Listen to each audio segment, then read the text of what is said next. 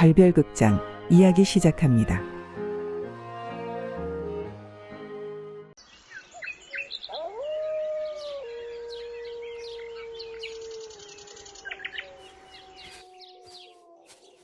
도련님, 이 산길을 따라 10리만 가면 다음 마을로 통하는 큰 길이 나온다고 했는데 왜 온종일을 걸어도 계속 산길일까요? 아무래도 중간에 길을 잘못 들어선 것 같구나. 춥고 배고픈 건 둘째치고 저기 저 배고파서 울부짖는 산짐승 소리가 무서워 죽겠습니다. 이렇게 더 걷다가는 오늘 밤 저것들의 저녁밥이 될 것 같습니다요. 길동이 네 말이 맞다. 이제부터는 작은 동굴이라도 보이면 들어가 밤이슬과 산짐승을 피해 밤을 보내야겠다. 강태백과 길동이는 초행길이라 제대로 가고 있는지 알 수가 없었던 데다 산속이라 해까지 빨리 져버려 작은 소리에도 귀를 곤두세우며 걷고 있었습니다. 그때 길동이가 무엇을 보았는지 다급하게 말했죠. 도련님, 저기 불빛이 보입니다. 오, 다행이구나. 어서 가보자. 하여 둘은 불빛을 따라 서둘러 걸었습니다.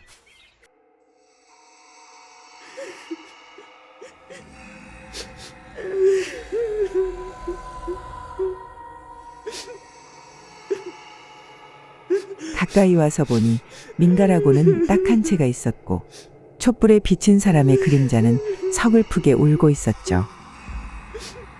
도련님, 이를 어쩝니까요? 아까 전부터 돌고 돌아도 같은 곳인 것 같은 것이 이상하다 생각했는데 귀신에게 홀려서였나 봅니다요. 소희는 한 맺힌 귀신의 밥이 되느니 그냥 호랑이 밥이 되겠습니다요.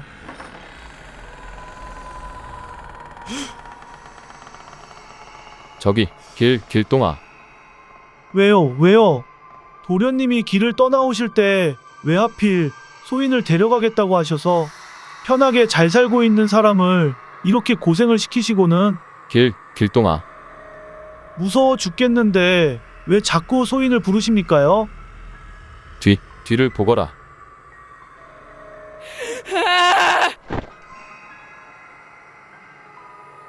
누구시오? 지나가는 나그네들이요. 기분 나쁘게 듣지 않으면 좋겠소만. 노파는 사람이요? 아니면 귀신이요? 아직은 사람이요. 아, 그렇군. 깊은 산속에 집이 한 채뿐이라 좀 오해를 했소. 폐를 끼쳐 안 됐지만 하룻밤 신세를 져도 되겠소? 많이 누추하지만 들어오시오. 깊은 산 속에 노인이 혼자 살아서 그런지 형편이 몹시 공공해 보였습니다. 하지만 이런 형편에도 보리밥에 향긋한 봄나물을 잔뜩 넣고 조선간장으로 가늘한 비빔밥을 2그릇 들여주었죠.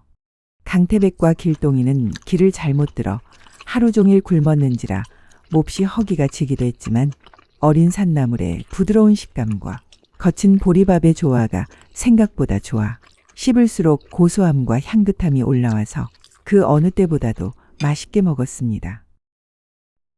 도련님, 그런데 저 노파가 귀신이 아닌 게 맞습니까? 귀신이라면 뭐하러 이렇게 향긋한 비빔밥을 차려주겠느냐? 그건 그렇네요. 하지만 이 밤중에 외딴 집이 있는 것도 이상한데, 게다가 한이 맺힌 듯 구슬피 울기까지 했으니 귀신이라고 생각할 수밖에 없지 않습니까? 그렇군. 자, 그럼 노파를 불러 그 이유를 물어보자꾸나. 강태백은 길동이를 시켜 상을 내다주고 노파를 불러들였습니다. 이보시오. 지나가는 나그네에게 방을 내어주는 것만 해도 고마운데 밥까지 들여줘서 맛있게 잘 먹었어. 그런데 왜 그리 구슬피 울고 있었는지 말해줄 수 있어? 강태백이 진심으로 감사를 표하며 물으니 특유의 신경질적인 얼굴이 조금 풀리며 노파가 대답했죠. 오늘 갈지 내일 갈지는 알 수 없으나 이 늙은이의 잘못을 누구에게라도 말하고 가고 싶으니 털어놓겠습니다. 40년도 넘게 지난 일이지만 이 늙은이도 젊은 시절이 있었습니다. 아랫동네에서 혼사를 청해와서 시집을 갔더니 서방이라고 하는 자가 노름꾼에다 남봉꾼이었지요.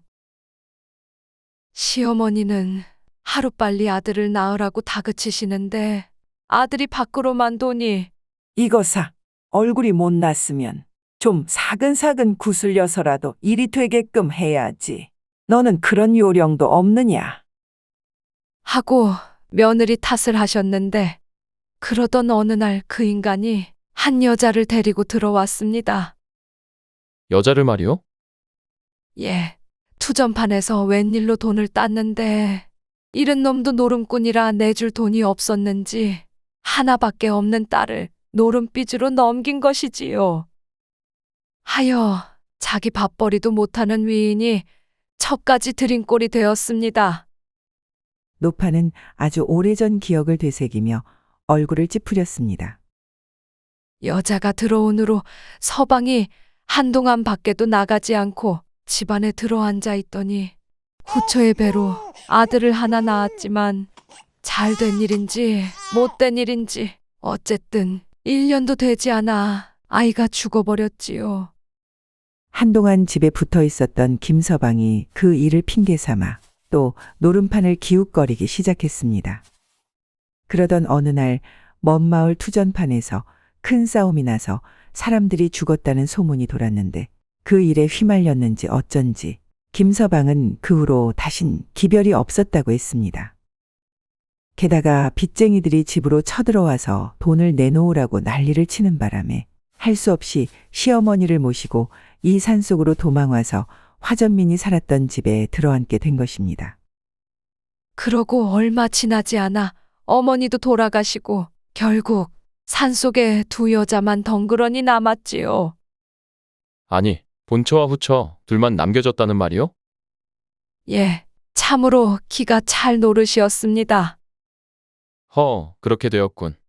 그런데 그게 40여 년 전이라면 그동안은 어떻게 살았어? 어쩌다가 두 사람이 같이 살게 되었지만 제 눈에 그 사람이 곱게 보일 리가 있겠습니까? 이렇게 된 마당에 너는 네 갈 길로 가거라. 딸 팔아먹은 아비가 있는 집으로 가란 말이요? 죽으면 죽었지 그리로는 못 가요. 게다가 마을로 내려가면 실컷 일해봤자 빚쟁이한테 평생 바쳐야 되는데 내가 뭐하러 내려가겠소? 아니, 그럼 서방도 없는 판에 내가 왜 너와 사느냐? 언제는 형님이 서방님 보고 살았소? 형님은 서방님이랑 한 방에서 자보지도 못했으니 툭 까놓고 말해서 내가 진짜 백이고 형님은 쭉정이지요?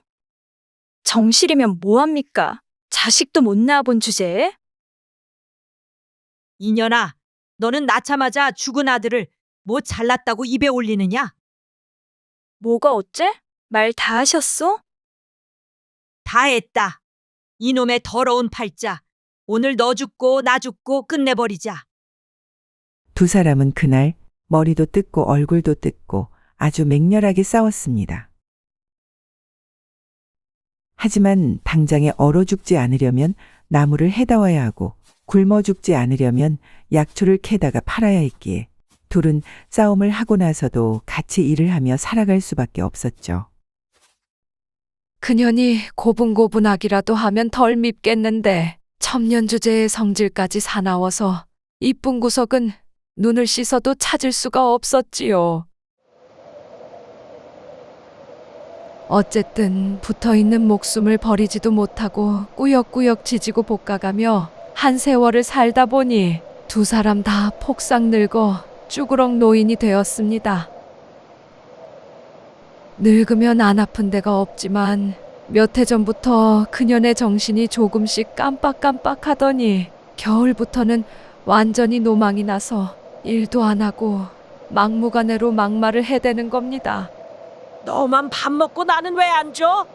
나를 굶겨 죽일 작정이야? 아니, 조금 전에 먹고 왜 또 밥 타령이야?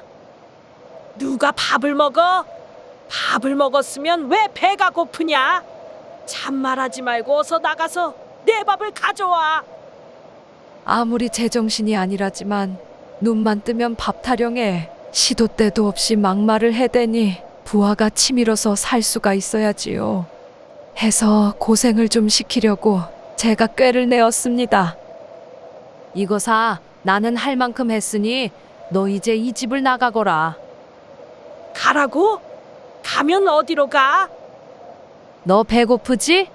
이 길을 따라서 똑바로 걸어가면 네 서방이 하얀 쌀밥에 뜨끈한 고깃국을 차려놓고 기다리고 있단다.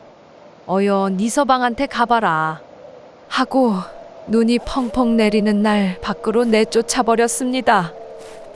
아니, 눈 오는 날 산짐승이 우는 숲속으로 내쫓았단 말이오? 예, 추위에 떨면서 고생을 해보면 말도 곱게 하고 고분고분 말도 잘 듣겠지 싶어 홧김에 잠깐 쫓아낸 것이지요. 허허, 추운 날 몸도 성취하는 노파를 내쫓다니 속이 시원했어? 예, 눈앞에 안 보이니 아주 속이 시원하고 개운했습니다. 허, 그래, 고생을 하고 나서는 고분고분 말을 잘 듣던가? 지금까지 거침없이 말을 쏟아내던 노파는 강태백의 이번 물음에는 답을 하지 않고 멍한 눈으로 어딘가를 응시했습니다. 그러다 한참 만에 입을 열었죠. 1시경쯤 지났을까. 바람이 강하게 불어 문소리가 요란해지자 슬슬 걱정이 돼서 내쫓았던 길로 따라 나섰는데 해가 뜰 때부터 질 때까지 몇 날 며칠을 헤매도 결국 찾지 못했습니다. 아마 눈길에 낭떠러지로 떨어져 얼어 죽었거나 굶주린 산짐승에게 물려서 죽었을 것입니다. 무심하게 툭툭 내뱉었지만 말을 마친 노파의 눈에는 뜨거운 것이 흐르고 있었습니다. 두 사람이 겨울을 나고 보릿고개를 넘기려고 모아놓은 곡식도 조금 남았고 땔감도 아직 남았는데 이제는 밥 달라고 소리치는 사람도 없고 미워할 사람도 없지요. 그저 죽어서 죗값 받을 날만 기다리고 있는 귀신 같은 늙은이만 남았을 뿐입니다. 강태백은 기막히게 기구한 두 여자의 40년 세월을 들으며 잘했느니 잘못했느니 하는 말은 하지 않고 구슬피 우는 노파를 맥없이 바라볼 뿐이었죠. 그리고 어쩌면 조선 땅에서 힘없는 백성으로 게다가 여자로 태어나 정실이든 후실이든 한 세상 살아낸다는 것 자체가 이 노파처럼 초라한 것이 아닐까 하는 서글픈 생각이 들었습니다. 다음 날 강태백과 길동이는 노파의 집을 나와 무거운 발걸음을 옮겨 다음 마을로 향했습니다. 도련님, 어제는 길을 잘못 들어 엉뚱한 곳으로 갔는데 이 길로 가는 것이 맞을까요? 노파가 약초를 팔러 다니던 평지 마을을 알려줘서 가는 것이니 이 길이 맞을 것이다. 둘이 한참을 더 걷다 보니 노파의 말대로 평지에 위치한 마을이 나왔습니다. 마을 초입에 사람이 보이길래 강태백이 물었죠. 이보시오, 말 좀 묻겠소. 예, 뭐든지 물어보십시오. 이 마을 이름이 뭐요? 달매골입니다. 농사하기 좋게 평평한 땅도 많지만 산으로 둘러싸여 소인 같은 나무꾼도 살기 좋은 달빛 아래 산골 마을이지요. 어제부터 산을 헤맸는데 드디어 제대로 들어섰군. 이 마을에 장터가 있어? 그럼요, 있습니다. 꽤 큰 마을인가 본데 그럼 주막도 있겠군. 우선 짐을 좀 풀고 싶은데 가까운 주막을 좀 일러주시오. 예, 이쪽으로 쭉 가시면 장터가 나오고 그 뒤쪽으로 주막이 여러 곳 있습니다. 고맙소. 강태백과 길동이는 나무꾼이 알려준 대로 갔는데 거기에는 규모가 꽤 큰 주막이 있었습니다. 방을 하나 잡은 후 마당에 있는 평상으로 나와 주모에게 국밥을 시켰죠. 내장을 포함한 비교적 값싼 부속고기들과 배춧잎을 말린 찔긋한 우거지가 들어간 국밥이 나왔는데 뜨끈한 국물은 나그네의 피로를 풀어주었고 푸짐한 고기 건더기와 나물은 씹는 맛이 있어 줄인 배를 채우기에 아주 좋은 음식이었습니다. 그렇게 한참 식사를 하고 있는데 근처에서 시커먼 사내들의 말소리가 들렸죠. 이봐, 자네 방에 붙은 얼굴을 보았는가? 김대감님 댁 아기씨가 감쪽같이 사라졌다지? 강태백은 아기씨가 사라졌다는 사내들의 말에 식사를 멈추었습니다. 그래, 방이 붙은 지가 며칠이 지났는데 아직 아무도 못 찾았다니 어떤가? 밭일은 얼마간 쉬고 우리 둘이 찾으러 나서 보세. 일이 잘만 풀리면 은자 30냥을 준다지 않나? 아니, 까막눈이 그걸 어떻게 봤느냐? 까막눈은 귀도 없느냐? 사람들이 떠드는 소리를 들었지. 하긴 부잣집 대감님이니 그 정도는 내걸었겠지. 근데 찾아 나서면 어떻게 찾는단 말이냐? 그거야 뭐 산으로 둘로 돌아다니면서 아기씨같이 생긴 사람을 봤냐고 물어보면 되지. 에라이 멍청한 놈아. 귀하신 몸이 없어졌으면 누군가 잡아갔겠지. 너한테 잡히려고 길거리로 돌아다니시겠느냐? 내가 찾으러 나서도 너하고는 절대 안 나선다 이놈아. 사내들의 요상한 대화를 들은 강태백은 식사를 마친 후 방이 붙었다는 곳으로 가보았습니다. 거기에는 사내들이 말한 것처럼 어떤 처녀의 얼굴이 걸려 있었죠. 저리 고운 아기씨가 사라지다니 너무 가엾습니다. 어떤 나쁜 놈이 자기 색시 삼으려고 잡아간 걸까요? 아니면 돈을 노리고 한 짓일까요? 누군가 돈을 받아내려고 꾸민 짓이라면 대감께 접근해서 돈을 받아야 할 텐데 그러다가는 바로 잡힌다는 것을 잘 알 것이다. 아무튼 전후 사정을 전혀 모르니 우선 김대감님 댁으로 가보자꾸나. 강태백과 길동이는 근처 사람들에게 물어 곧바로 김대감 댁을 찾아갔습니다. 그리고 문을 열어준 하인에게 방을 보고 찾아왔다고 했더니 곧바로 사랑방으로 안내받았죠. 김대감은 상당히 우락부락한 얼굴에 심술보가 붙어 있었지만 방을 붙인 지 여러 날이 지나도록 딸의 소식이 없었던지라 얼굴이 초췌해지고 초라한 늙은이로 보였습니다. 보아하니 양반의 자제 같은데 어느 집안 사람인가? 방을 보고 왔다니 혹시 내 여식을 보았는가? 대감님, 소인은 그저 방에 붙은 것을 보고 이대가 아씨를 찾아 돈을 받고자 온 사람입니다. 송구하오나 다른 것은 묻지 마시고 소인이 여쭙는 것에 답을 주실 것을 청하옵니다. 김대감은 강태백의 말에 조금 어리둥절했으나 쉬이 대답했죠. 그래, 자네가 누구인 게 중요한 것이 아니지. 내 여식을 찾을 수 있다면 뭔들 못하겠나. 아는 대로 답할 터이니 뭐든지 물어보게. 아씨가 사라진 게 정확히 언제입니까? 다시 하루가 가고 있으니 정확히 닷새 전이네. 근래 들어 평소와 다른 일이 일어났다거나 심중에 걸릴 만한 것이 있으면 말씀해 주십시오. 김대감은 이 대목에서 조금 주춤했습니다. 하여 강태백이 재차 물었죠. 무엇이든 실마리가 될 수 있으니 말씀해 주십시오. 참판을 지냈던 집안과 혼담이 오가고 있었지만 이제는 다 틀렸고 이 일과도 관계가 없네. 그렇다면 대감님이나 아씨께 원한을 품을 만한 사람이 있습니까? 이 사람 내 관상을 보게나. 내가 어디 그럴 사람으로 보이나? 나를 은인으로 생각하는 자는 많아도 원한을 품을 만한 자는 단 하나도 없다네. 그럼 그날 아씨를 마지막으로 본 이는 누구입니까? 내 집에서는 유월이가 마지막으로 봤고 관아에서 조사한 바로는 향방 주인 놈하고 포목점 그리고 주막주모가 장터 근처에서 이날을 봤다고 했다네. 예, 대감님. 그럼 이제 유월이를 만나보겠습니다. 하고 사랑을 나와 행랑채에 있는 유월이를 찾아갔습니다. 네가 유월이냐? 예, 딸이. 그날 네가 아씨를 마지막으로 봤느냐? 예, 맞습니다요. 그때의 상황을 소상히 말해보거라. 뭔 별일도 없었고 별 말씀 안 하셨습니다. 별일이 없었다고 대답했지만 유월이는 누가 봐도 아는 것을 숨기고 있는 사람처럼 이상해 보였습니다.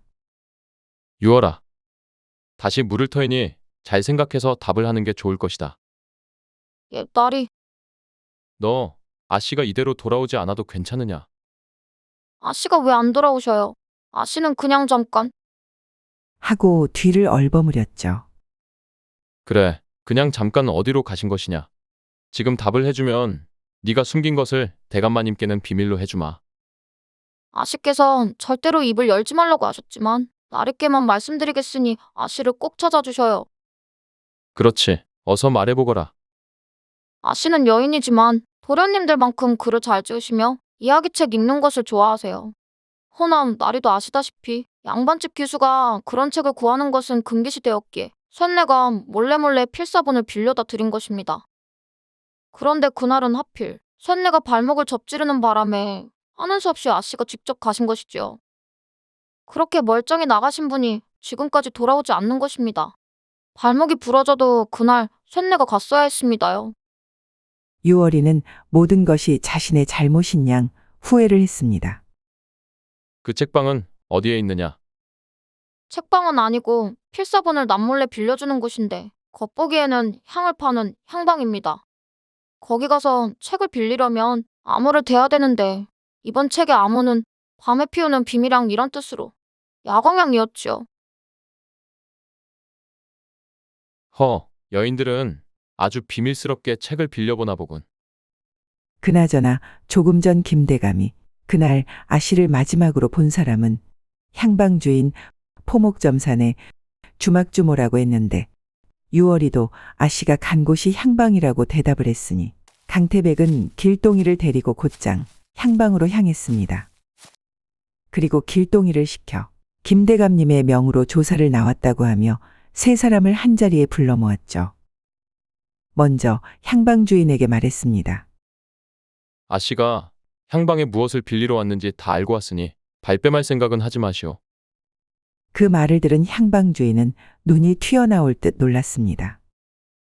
자, 지금부터 세 사람은 그날 아씨를 만나서 무엇을 했는지 빠짐없이 다 말하시오. 이번 일과 관계없는 일은 어떤 것도 발설하지 않겠으나 관계된 것을 숨긴다거나 거짓으로 말한다면 조사가 끝난 뒤에 반드시 관하에 고할 것이니 명심하시오. 강태백의 이 같은 엄포에 세 사람 모두 긴장하는 듯 보였는데 먼저 입을 연 것은 포목점 사내였죠. 아씨는 입고 계시던 비단옷을 소인에게 팔겠다고 하신 뒤 받은 돈의 일부로 무명옷 한 벌을 사셔서 입고 나가셨습니다. 하여 소인은 아씨가 시키시는 대로 한 것밖에는 없고 숨기고 어쩌고 할 건 없습니다요. 하지만 숨김이 없다는 사내는 옆에 있는 두 사람보다 뭔가가 부자연스러웠습니다. 이번에는 강태백이 머물고 있는 주막의 주모가 말했죠. 나리, 쇳내도 그날 아씨를 보긴 했지만 별일 없었습니다요.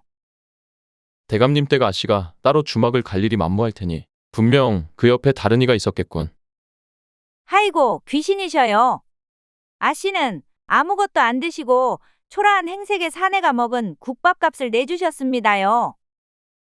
그 사내가 누군지 짐작이 가나? 누군지는 모르겠고 어디가 아픈 사람인지 내장 같은 고기 건더기는 빼고 그 대신 우거지를 더 넣어달라고 했습니다요. 그래? 거참 이상하군. 국밥에 들어있는 고기가 얼마나 맛있는데? 호호, 그렇게 맛이 있었어요? 그러면 오늘 저녁밥은 고기를 꽉 눌러서 담아 넣어드리겠습니다요. 아니요. 강태백은 헛기침을 한 번 하고 다시 위엄을 차려 향방 주인에게 물었죠. 아까도 말했지만 나는 아씨가 무엇을 빌리러 왔는지 알고 있어. 그날 그것을 내주었어? 강태백의 물음에 향방 주인은 조금 당황했지만 어쩔 수 없이 답을 했습니다. 나리 말씀대로 아씨에게 빌려주기로 한 건 있었지만 아씨는 그날 소인에게 아무것도 빌려가지 않았습니다요. 아니 왜지? 그 물건은 암호를 대야 내드리는데 아무 말씀도 안 하시고 멍하니 서 있다가 밖으로 나가셨으니까요. 이 말을 들은 강태백은 순간 머리에 번쩍 무언가를 맞은 듯 하더니 다급하게 되물었죠. 아씨가 들어오기 전이나 들어온 후에 혹시 다른 객이 들어왔어? 글쎄요. 향을 사러 온 객이 있었는데 향을 한두 개가 아니라 잔뜩 달라고 해서 그날 돈벌이가 아주 좋았던 기억이 납니다요. 그 객은 전에도 향을 사러 왔던 사람이요?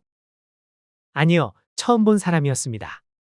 여기가 향방이긴 해도 진짜 향을 사러 오는 사람은 거의 없어서 전에 한 번만 왔어도 소인이 기억을 했을 겁니다요. 그렇단 말이지? 혹시 이 마을 부근에 절이 있어? 예, 현운사라고 저 제너머 깊은 산속에 있는 절이지요. 가는 길이 워낙에 험악해서 한겨울에는 잘 들어가지도 못하는 절입니다. 마지막 목격자의 답변을 들은 후 강태백과 길동이는 그 험악하다는 산으로 발걸음을 옮겼습니다. 하지만 중간쯤 갔을까 길동이가 나 죽겠다고 조르는 바람에 둘은 잠시 쉬었다 가기로 했죠. 도련님, 상인들과 말하다 말고 왜 갑자기 절로 가시는 것입니까요? 아씨 찾으러 가지. 왜 가겠느냐? 아니, 아씨가 서책을 빌리러 가셨다가 암호를 대지 못해서 빌리지 못한 것과 비단옷을 팔아 무명옷을 산 것, 그리고 불쌍한 사내한테 국밥 한 그릇 사준 것이 왜 이 험난한 절로 연결이 되냔 말입니다. 자, 잘 들어보거라. 아씨가 서책을 빌리러 갔으나 그냥 나간 것은 서책을 빌리는 게 중요하지 않을 만큼 향방에서 더 중요한 누군가를 만났다는 것이고, 좋은 지방과 혼담이 오가는 상황에서 처녀가 비단옷을 팔고 무명옷으로 갈아입었다면 조금 전 만난 사람이 처지가 공궁한 사내이며 그 사내를 따라가서 같이 살고 싶은 것이라고 추측해 본 것이지. 그리고 향을 잔뜩 사갔다는 것과 결정적으로 국밥에 고기를 빼달라고 한 것은 향방에서 만난 사내는 절에서 나온 사람이라고 강하게 짐작되며, 달매골에서 가장 가까운 절이 현운사밖에 없다고 하니 그리로 가는 것이지. 오, 그리 된 것이군요. 역시 도련님은 남들이 보지 못하는 것을 잘도 보십니다요. 근데 머리를 너무 굴렸더니 배가 고픕니다. 두 사람은 한참을 더 걸어 절에 도착했습니다. 그리고 김대감님 댁 아씨를 모시러 왔으니 먼저 주지스님을 만나게 해달라고 했죠. 주지스님, 저는 김대감님의 명을 받고 인화 아씨를 모시러 온 사람입니다. 아씨는 별 탈 없이 계시는지요? 여기에 선비님이 찾는 사람은 없소이다. 험한 길 오시느라 애쓰셨으니 공양이나 드시고 내려가시오. 하지만 강태백은 대감님 댁 아씨를 뵈러 왔다는 것에 놀라지도 않고 이유도 묻지 않는 스님의 태도에 제대로 찾아왔다는 확신이 들었습니다. 스님, 아씨가 오늘 저를 따라 나서지 않는다면 내일은 포졸들이 이곳에 들이닥칠 것입니다. 그럼 스님과 스님의 제자들, 그리고 아씨를 데려온 사내가 모두 위험해질 수 있으니 오늘 아씨를 보내주십시오. 허, 나는 더 이상 할 말이 없소. 인자한 얼굴을 한 주지스님이 자리를 뜨려고 할 때 문이 열리더니 한 여인의 모습이 보였습니다. 내 발로 가겠으니 수고스럽게 포졸들을 데려올 필요 없소. 방에 붙은 얼굴은 곱고 여려 보였는데 실제 아씨의 모습은 강한 무언가가 느껴졌습니다. 잘 생각했소. 헌데 낭자를 절로 데리고 온 자는 누구요? 오래전 지방끼리 정혼을 맺은 최도령님입니다. 그분이 저를 데려온 것이 아니라 제가 우겨서 따라 나선 것이고요. 아씨는 차분하고 담담하게 말을 이었죠. 근데 갑자기 최대감님이 돌아가시고 집안이 기울자 저의 아버님께서 일방적으로 혼사를 깨셨지요. 집안끼리의 약속이었으나 저는 어릴 적부터 최도령님만을 마음에 두었기에 다른 이와의 혼사를 받아들이기가 어려웠습니다. 그러던 차에 절의 행자가 되어 향을 사러 오신 도련님을 보자 저의 마음이 불덩이가 되어 이곳으로 따라 나선 것입니다. 저는 이미 죽음을 각오하였으니 아버님께 가서 당분간은 어떤 혼례도 하지 않겠다고 말씀드리고 기회를 봐서 최도령님과의 혼사를 간청드리려 합니다. 선비님은 저를 붙잡으러 오신 분이지만 그리 매정한 분으로 보이지 않습니다. 연정 때문에 저지른 저희 잘못을 가엾게 여기시어 부디 최도령님과 절에 대한 것을 함구하여 주십시오. 좋소. 쉽지 않은 길이겠지만 낭자의 바람이 꼭 이루어지길 바라겠소. 이렇게 하여 강태백은 조사를 시작한 지 하루 만에 아씨를 집으로 데려다 주었습니다. 그리고 인화낭자가 죽음을 불사하겠다는 말이 김대감을 움직였는지 참판댁과의 혼담은 없던 것으로 되었다고 합니다. 도련님, 달매골에서의 며칠이 정신없이 지나갔습니다. 그렇구나. 일이 잘 해결되었으니 이제 다음 마을로 떠나십니까? 아니면 더 머무십니까? 글쎄다. 이번 사건은 복잡해서 머리가 아팠으니 소희는 좀 쉬고 싶습니다요. 그러냐? 너도 머리가 아팠다면 아 씨의 행방에 대해 위아래 좌우로 조금씩 생각을 돌려보았나 보구나. 에이, 아닙니다요. 아니 그럼 왜 머리가 아픈 거냐? 어여쁜 아씨가 어떻게 되신 건 아닌지 몹시 걱정스러웠는데 김대감님과 유월이 그리고 상인들 여러 명의 말을 연달아 듣다 보니 소인의 머리가 너무 복잡해진 것이지요. 지금은 좀 괜찮아졌지만 뒤탈이 날 수 있으니 머리를 좀 쉬어야겠다는 것입니다요. 그래 뭐 어쨌든 김대감님께 받은 은하로 노잣돈도 채워졌으니 이 주막에 며칠 더 머무르며 잠시 휴식을 취해보자꾸나. 헌데 도련님, 왜 그러느냐? 스님들만 있는 절에 여자가 둘씩이나 살 수 있습니까? 인화낭자는 피치 못할 사정이 있었으니 주지 스님이 잠시 눈 감아줬을 것이다. 근데 2명의 여자라니? 누가 또 있었느냐? 예, 도련님이 주지스님을 만나실 때 소인이 밖에서 기다리고 있었지 않습니까? 그랬지. 그때 아씨가 네 발로 나가겠소 하며 도련님과 이야기를 마친 후에 밖으로 나오셔서 작은 방으로 들어가셨는데요. 방문을 열 때 보니 거기에 100발의 노파가 있었습니다. 뭐? 그게 정말이냐? 예, 소인은 얼핏 보고 귀신인 줄 알았습니다. 다시 그 절로 가야겠구나. 다시 말입니까? 소인이 잘못 들은 것 같습니다. 제대로 들었느니라. 어서 따라 나서거라. 길동이의 말을 듣고 강태백이 예상했던 대로 그 노파는 며칠 전 머물렀던 집의 후처였습니다. 눈이 내리는 산길을 헤매던 노파를 현운사의 스님이 발견하고 절로 데리고 가서 돌봐준 것이었죠. 강태백은 잠시 고민해보더니 후처를 집에 데려다 주었는데 다행히 본처는 진심으로 고마워했습니다. 노망이 났다는 후처가 이날은 정신이 맑아 보였습니다. 아이고 형님, 어디로 갔었어? 나는 형님이 보고 싶어서 울고 또 울었어. 내가 자네한테 어떤 짓을 했는데 그런 말을 해? 내가 잘못했네. 염치 없지만 나를 한번 용서해주게. 형님이 무슨 잘못이 있어?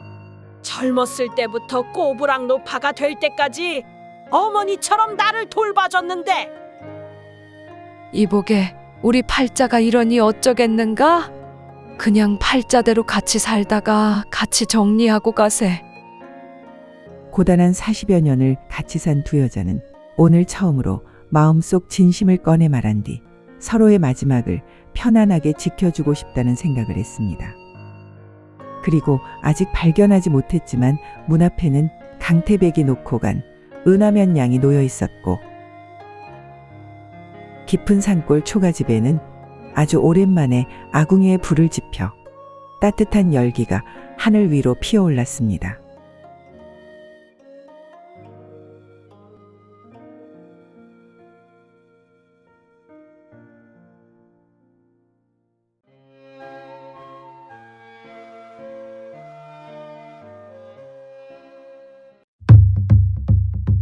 조선시대의 어느 따뜻한 봄날, 강태백과 길동이는 오늘도 들길과 산길을 걸어 머구골이라는 작은 마을로 들어섰습니다.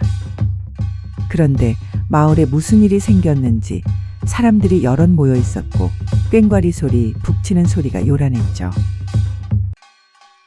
자세히 다가가 보니 무섭게 생긴 여자가 날카로운 칼을 휘두르며 칼춤을 추고 있었습니다.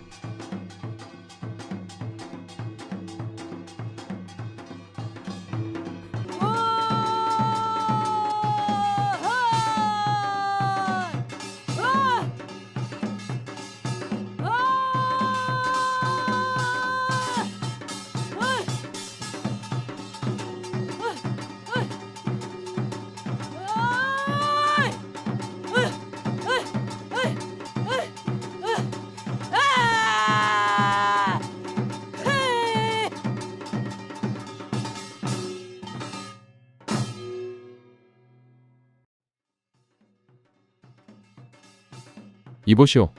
지금 무얼 하는 거요? 전에 별장을 지내셨던 날이 되게 흉측한 일이 벌어져서 살풀이를 하는 중입니다요.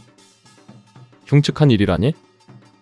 별장나리 댁에는 도련님이 3분 계신데 그 중에 첫째 도련님이 달포전에 칼을 맞아 돌아가셨습니다. 강태백은 성리학을 중시하는 양반가에서 자랐는지라 굿이라는 것을 들어본 적은 있으되 그것을 눈앞에서 본 것은 오늘이 처음이었습니다. 꽹과리와 북소리에 박자가 요란했고 무당의 칼춤도 낯설고 이상했지만 그것보다 신경이 쓰이는 건 작은 마을에 살인사건이 발생했다는 것이었죠. 무섭게 치장한 무당을 강태백이 유심히 쳐다보니 옆에 있던 사내가 말했습니다. 저 무당은 원래 잘 나가던 기생이었는데 이름은 매향이라 합니다. 헌데 어느 날 갑자기 신병을 앓는 바람에 하는 수 없이 내림굿을 받고 무당 노릇을 하고 있지요.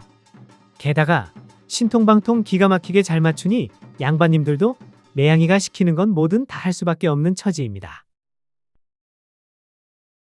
바로 그때 매향이라는 무당이 갑자기 고개를 흔들어대기 시작했습니다.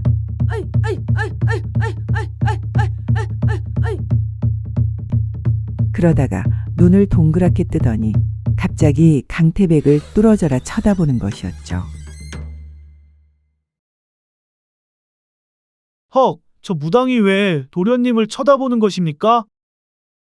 길동아, 네 눈에도 그리 보이느냐? 눈을 희번덕거려 어디를 보는지 분간할 수 없었으나 한참 동안 매향이와 눈이 마주친 것을 강태백은 분명히 느꼈습니다. 매향이의 이상한 행동에 옆에 있던 이별장이 물었죠. 드디어 산신님께서 답을 주셨느냐? 그래, 내 장남을 죽인 자가 누구냐? 이별장이 다급하게 물었지만 매향이는 조금도 서두르지 않고 다른 이들이 듣지 못하게 이별장의 귀에다 대고 속삭이듯 작게 무어라 답을 했습니다. 매향이의 속삭임을 들은 이별장은 갑자기 부하가 치미는지 신경질적인 얼굴을 하고서 급하게 자리를 떴죠. 평소대로라면 오랫동안 벌어질 구판이 갑자기 끝이 났고 마을 사람들이 다들 돌아가자 강태백과 길동이도 며칠 묵을 주막을 찾았습니다. 그런데 가는 길에 보니 해진 무명옷을 입은 처녀와 총각이 인상을 잔뜩 쓰면서 대화를 하고 있었죠. 강태백은 속으로 무슨 이야기를 하고 있을까 하고 궁금증이 일었지만 그냥 지나쳤습니다. 사람들이 가르쳐준 대로 걷다 보니 머지않아 작고 초라한 주막집이 보였습니다. 그런데 주모로 보이는 여자가 물을 길어온 사내에게 호통을 치고 마구 신경질을 부리느라 객이 오는 줄도 몰랐죠.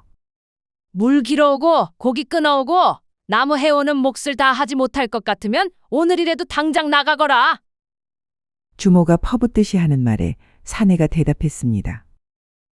어머니, 내일은 더 부지런히 움직이겠습니다. 부디 마음 푸십시오. 누가 네 어미란 말이냐? 다시 한번 그리 부르면 혀를 뽑아버릴 게다. 하고 주모가 자리를 떠버리자 잔뜩 풀이 죽은 사내도 다시 일을 나갔습니다. 이 광경을 보고 있던 길동이가 말했죠. 도련님, 머구골이라는 마을은 참으로 이상합니다. 어째 어미가 자식을 저리 구박할까요? 그냥 다른 주막으로 가는 게 좋겠습니다. 아니다. 작은 마을이라 다른 주막은 없을 게다. 강태백은 주모를 부르지 않고 한참 기다렸는데 시간이 흐르니 주모가 다시 나왔습니다. 아이고, 손님이 오셨네. 지나가는 나그네인데 오늘 묵을 방이 있어? 예, 있습니다. 시장하실 텐데 뜨끈한 국밥에다 술상을 한 상 드릴까요? 주모는 화가 조금 가라앉았는지 평소처럼 주문을 받았습니다. 아니요. 술상은 되었고 국밥 2그릇만 드려주시오. 헌데 날이 쇳내가 이래 봬도 술 빚는 솜씨가 있어서 달마다 여러 양반댁에 술을 대주고 있답니다. 그러니 쇳내 믿고 술 한 잔 드셔보십시오. 그때 주모의 말을 들은 길동이가 갑자기 불쑥 끼어들었습니다. 도련님도 아시다시피 소인이 어릴 적부터 기침도 작고 목이 약하지 않았습니까? 헌데 날마다 흙길을 걸었더니 목구멍이 쩍쩍 갈라지는 게 아무래도 심상치가 않습니다요. 하고 자신의 몸 상태를 자세히 말했죠. 그럼 술도 한 사발 들여주시오. 예, 술상을 준비할 것이니 저 방으로 들어가십시오. 그리고 얼마 지나지 않아 머구꼬리의 해가 천천히 넘어갔습니다. 얼마 후에 아궁이에 장작 타는 소리가 투닥투닥 나더니 주모가 술상을 들여왔습니다.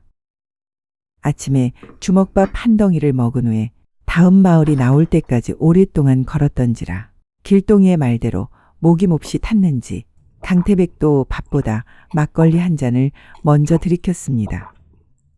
조선시대 양반들은 주로 맑고 깔끔한 청주를 즐겼고 일반 백성들은 맵쌀에 누룩을 넣어 걸쭉하게 빚은 탁주를 마셨는데 평소 술을 즐기지 않던 강태백의 입에도 시원하게 목을 긁어주는 이 주막의 술맛이 참으로 일품이었습니다.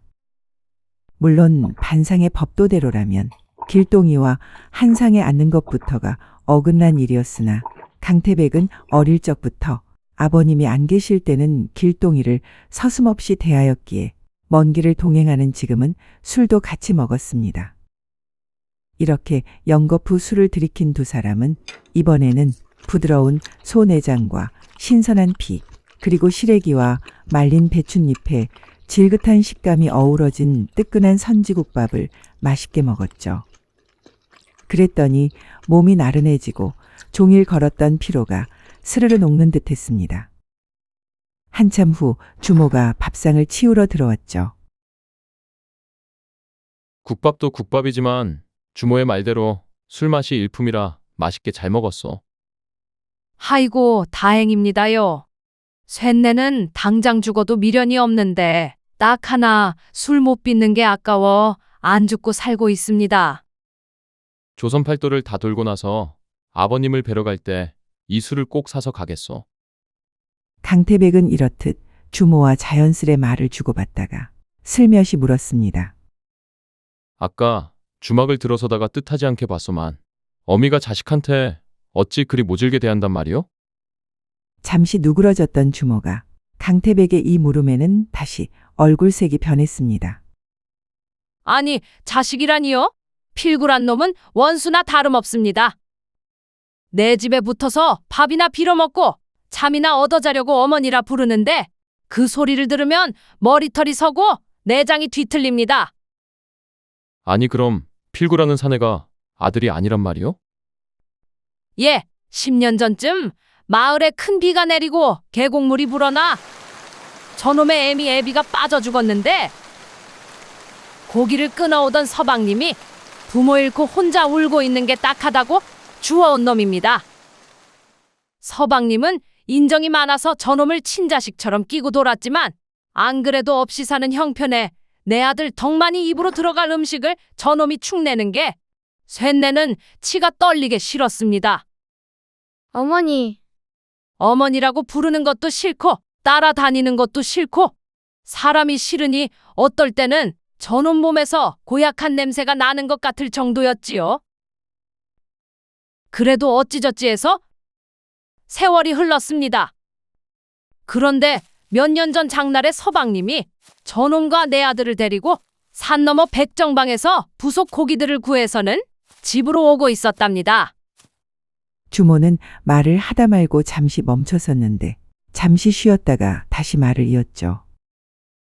헌데 산을 넘어오다가 흉악한 산적을 만났습니다.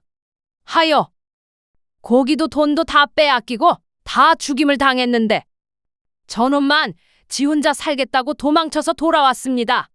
저놈이 굴러들어온 뒤로 나는 서방도 잃고 자식도 잃었으니 아주 재수 없는 놈이고 원수 중에 상원수랍니다.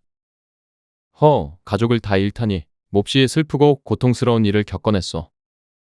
헌데 그런 마음을 가지고 어찌 같이 살 수가 있어?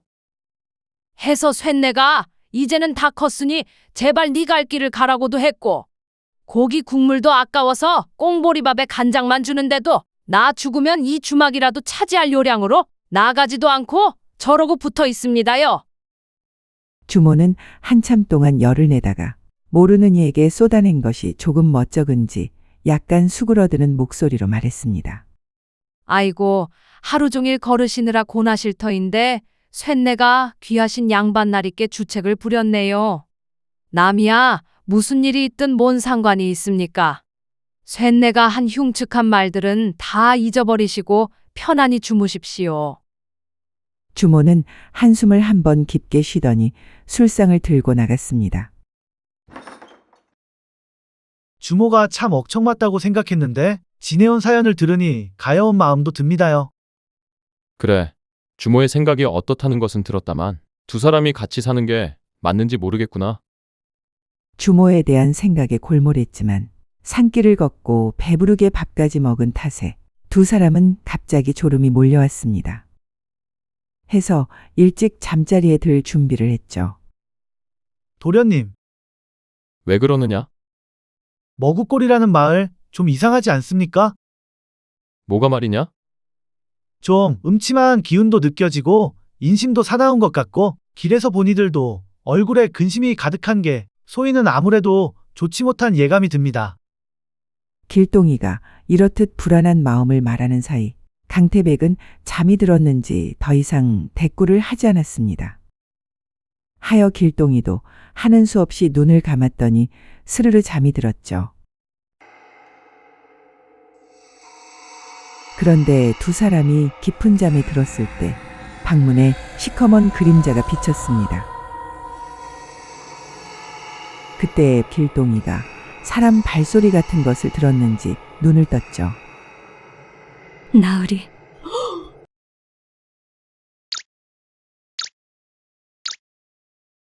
나으리, 계시옵니까? 누구시오? 하지만 밖에서 대꾸가 없자 강태백이 불을 밝힌 다음 조심스레 방문을 열었습니다.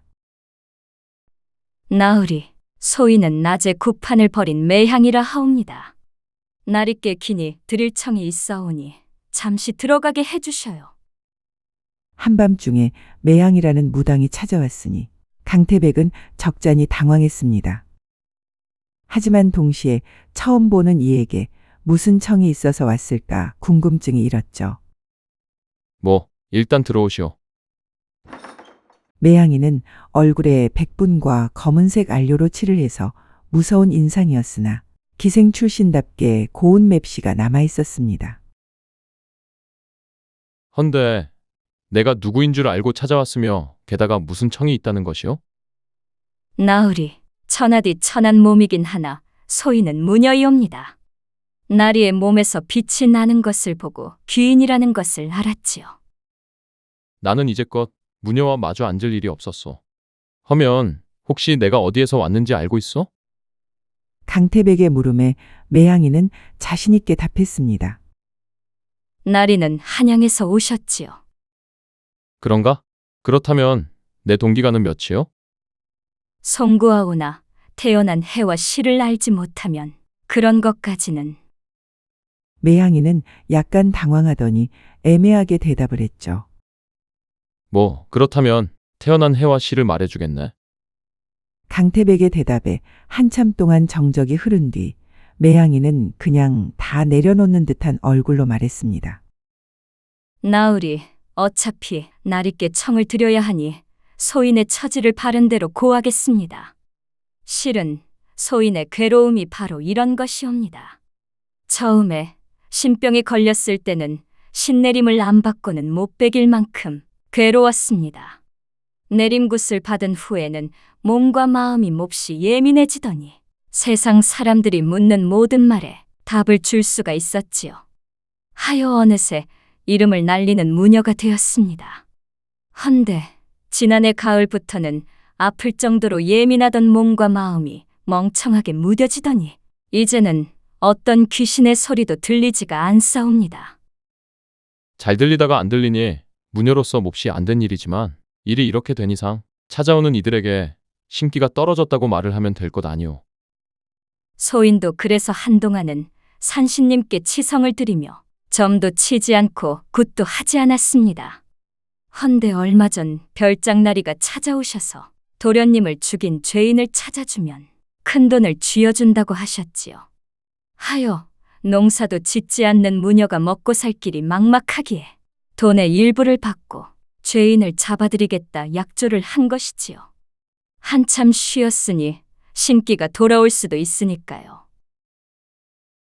하지만 여전히 아무것도 보이거나 들리지 않았나 보군. 맞습니다. 양반댁에서 큰 돈을 받았으니 이 일을 해결하지 못하고 돈도 뱉어내지 못하면 소인은 죽은 목숨이나 다름없습니다.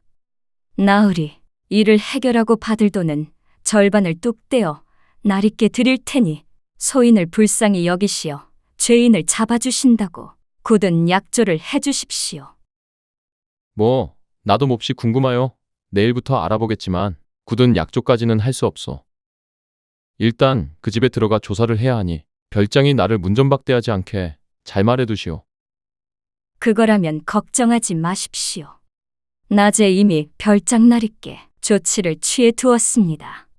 북쪽에서 내려온 눈이 하늘로 치켜 올라간 선비님은 보통 사람이 아니라 산신님이 점찍은 귀인이니 이번 사건에 대해 모두 그에게 말하시라고요. 말을 마친 매양이는 인사를 하고 밖으로 나갔습니다. 그때 강태백이 다급히 말했죠. 아니 근데 신기도 떨어졌다면서 내가 한양에서 온 것은 어찌 알고 나를 지목한 것이오? 내가 귀인이고 처음 보았을 때 내 몸에서 빛이 났다는 말이 참말이었어? 혹시 산신님이 들어와서 내게 사건의 실체를 꿰뚫는 남다른 능력이 있다고 말해 주었어? 매양은 가려던 발길을 멈추고 대답했습니다. 얼마 전 의원댁에 약을 지으러 갔다가 사건을 해결하시는 나리를 본 적이 있사온데 낮에 구판이 벌어졌을 때 마을로 걸어오시는 나리의 얼굴을 알아보고 내가 살 길을 찾았구나 했으니 뭐 귀인이라면 귀인이겠으나 산신님은 나리를 전혀 모르십니다.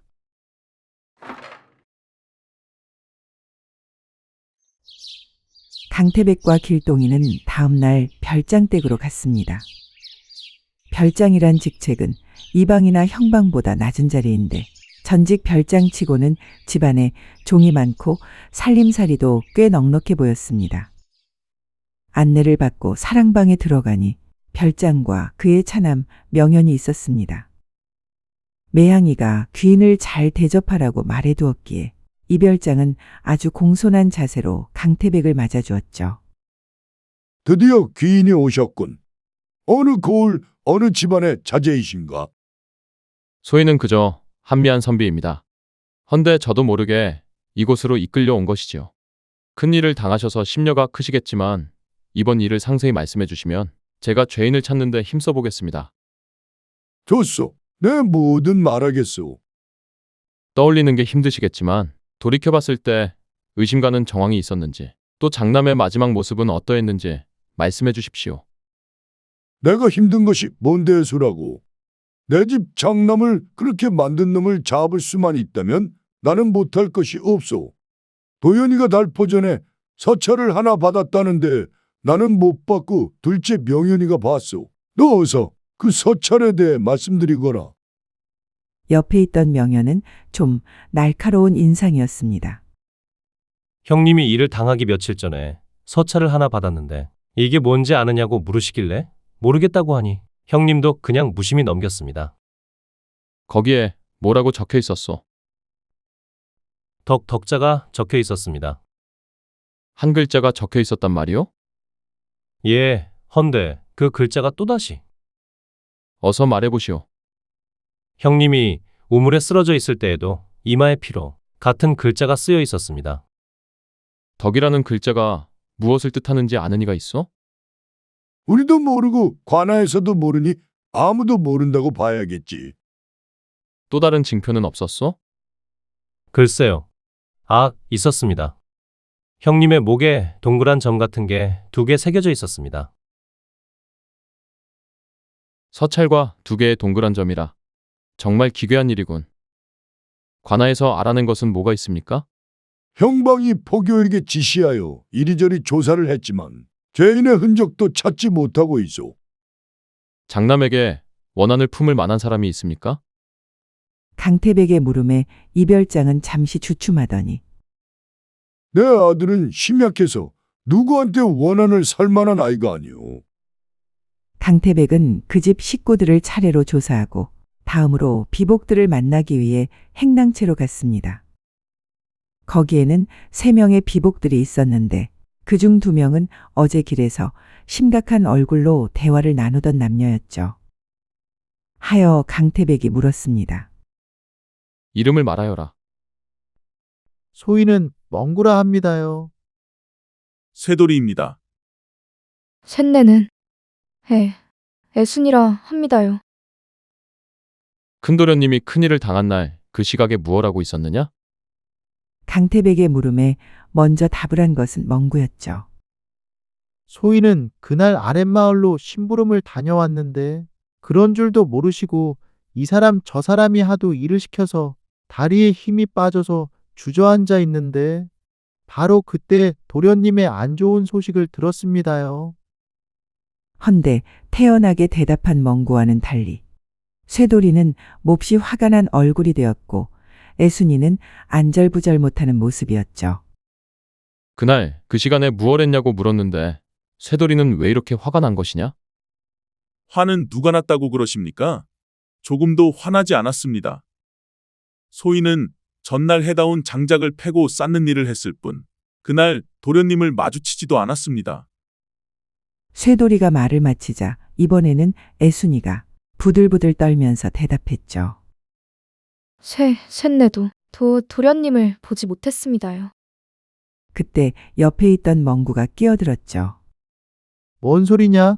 애순이 네가 큰도련님 방에서 나오는 걸 내가 봤는데 너 왜 거짓말을 하느냐? 하고 멍구가 무안을 주자 애순이는 거의 벌벌 떨었습니다. 애순아, 너 이 일이 얼마나 중한 일인지 알고 있느냐? 거짓을 말하면 네가 도련님을 죽였다고 의심을 살 수 있으니 바른 대로 말해야 한다. 아닙니다. 셋내는 도련님을 죽이지 않았습니다. 애순이가 더 이상 입을 열지 않자 강태백은 서찰의 글자를 떠올리며 3사람에게 다시 물었죠. 하면 도련님이 덕이 있는 사람이냐? 아니면 덕이 없는 사람이냐? 덕이 있으면 고개를 위아래로 끄덕이고 덕이 없으면 좌우로 흔들어 보거라. 이 물음에는 3사람의 답이 일치했습니다. 강태백은 이 집의 사람들을 다 만나고 집의 구조도 살펴본 후 주막으로 돌아왔죠. 이별장이 모든 것을 허락하여 여러 가지를 조사했지만 밥을 먹고 잠자리에 들 때까지도 머리가 복잡할 뿐 답을 찾지 못했습니다. 하여 다시 서찰에 적힌 글자를 떠올려 보았습니다. 덕이란 사람됨의 바탕이 되는 마음의 품격이란 뜻일 텐데 누가 왜 그 글자를 보냈을까? 내일은 마을 사람들을 만나봐야겠다 생각하며 잠을 청했죠. 다음 날이 밝았습니다. 하지만 머구골의 하늘은 아침부터 먹구름이 가득해서 강태백의 답답한 마음처럼 음산했습니다. 그때 갑자기 밖에서 다급한 목소리가 들렸죠. 나리, 소인 멍구입니다. 아니 무슨 일인데 이른 아침에 달려온 게냐? 두 번째 서찰이 왔습니다. 나리를 서둘러 모시고 오라고 하셨습니다. 뭐라고? 길동아, 어서 가보자. 강태백이 사랑방으로 들어가니 이별장은 근심에 두려움까지 더해진 얼굴이었고 그 옆에는 이번 사건의 책임자인 형방이 앉아 있었죠. 이보게, 자네는 산신님이 점 찍은 귀인이니 제발 내 목숨을 좀 살려주게. 형방께서도 이 일을 면밀히 조사 중이시니 자네가 알아낸 모든 사실을 긴밀하게 고하게. 알겠습니다. 헌데 왜 갑자기 별장어른을 살려달라는 것입니까? 이별장이 오늘 받았다던 서찰을 보여주었는데 거기에는 아비부자가 쓰여 있었습니다. 이 집에서 아비부자가 가리키는 사람이 나밖에 더 있겠나? 그렇군요. 허면 장남이 서찰을 받은 후 얼마 후에 일을 당했습니까? 별장은 잠시 생각해 보더니 닷새 뒤에 죽었네. 아이고 이 일을 어쩌나. 반드시 닷새 아니지 하루빨리 살인자를 찾아주게. 좋습니다. 일이 다급하다는 것을 충분히 아실 테니 어제 답하시지 않은 걸 오늘은 꼭 말씀해 주시지요. 장남과 별장 어른께 원한을 품을 만한 사람이 누가 있습니까? 이별장은 곰곰이 생각해 보더니 이내 죽상이 되었죠. 어제나 오늘이나 귀인의 물음에 답을 하고 싶으나 바른대로 말하자면 발의 죄인은 이가 다 원한을 품을 수 있다고 보는 게 맞겠지. 그 말씀은 누구 할 것 없이 모든 이에게 잘못을 저질렀다는 뜻입니까? 그렇다고 할 수도 있겠소. 도저히 한두 명을 꼽을 수가 없네. 마을 사람 모두를 의심해야 하다니. 그럼 서찰을 가져다 놓을 만한 이는 누구입니까?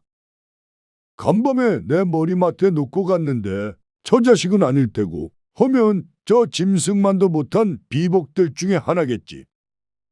이별장의 말을 듣고 비복들을 다시 조사한 후 가장 근래에 괴롭혔던 마을 사람들까지 만나다 보니 그만 해가 져버려 일단 주막으로 돌아왔는데 아침부터 먹구름이 가득하던 하늘에서 드디어 굵은 빗줄기가 쏟아졌습니다.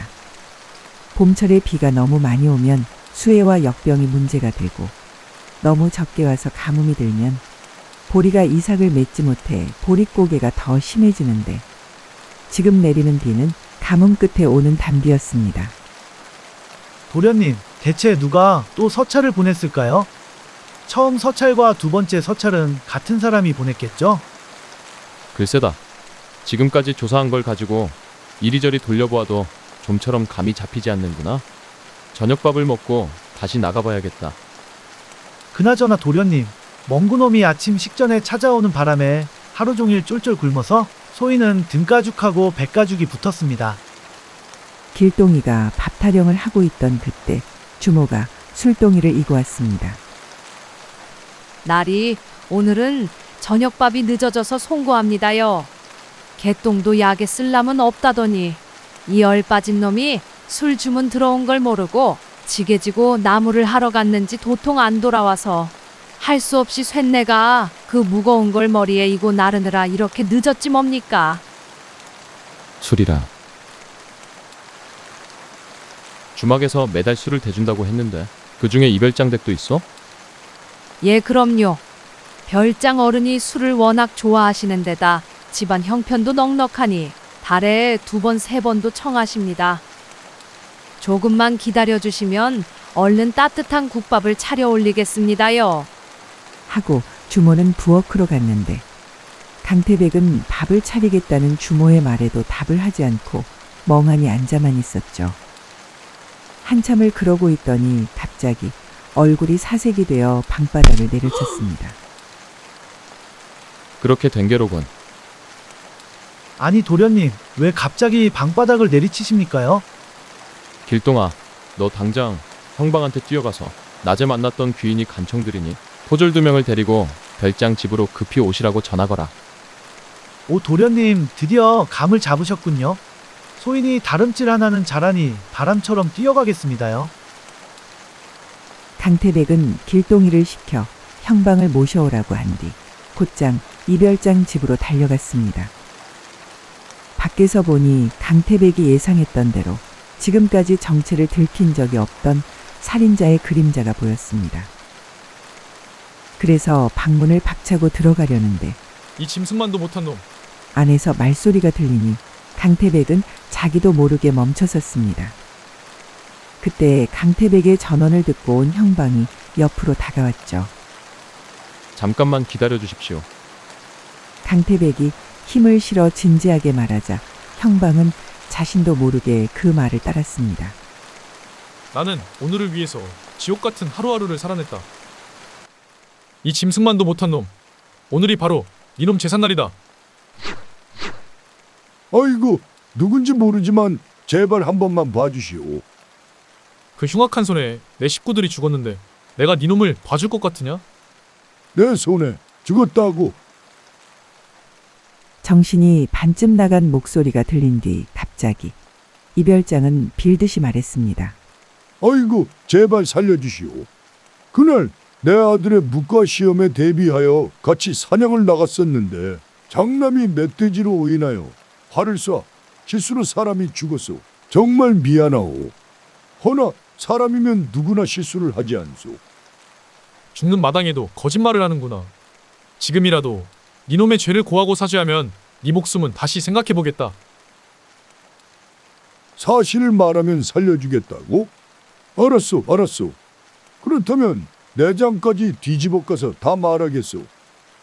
첫 번째 화살은 첫째가 멧돼지로 오인해서 사람을 죽였지만 그 사실이 알려지면 내 귀한 아들의 무과 시험에 문제가 될 듯하여 나도 모르게 화살을 당겨 옆에 있던 사람을 죽였소. 허나 그날 이후 우리 부자는 정말 그 일을 후회하고 하루하루 사죄하는 마음으로 살고 있었소. 내가 가진 돈도 반을 뚝 떼어 줄 것이고 손이 발이 되도록 빌겠으니 제발 딱 한 번만 살려주시오. 이놈이 후회하고 사죄를 해? 기회를 줬지만 이놈은 끝까지 거짓말을 하는구나.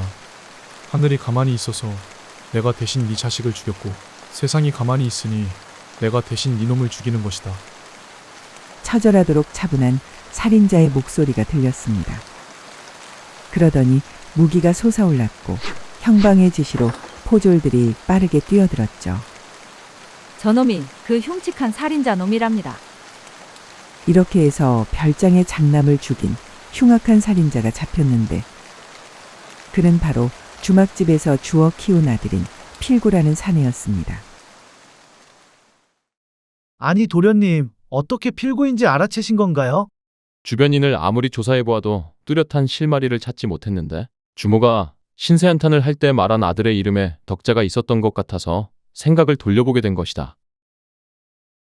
서방님은 인정이 많아서 저놈을 친자식처럼 끼고 돌았지만 안 그래도 없이 사는 형편에 내 아들 덕만이 입으로 들어갈 음식을 저놈이 축내는 게 쇳내는 치가 떨리게 싫었습니다.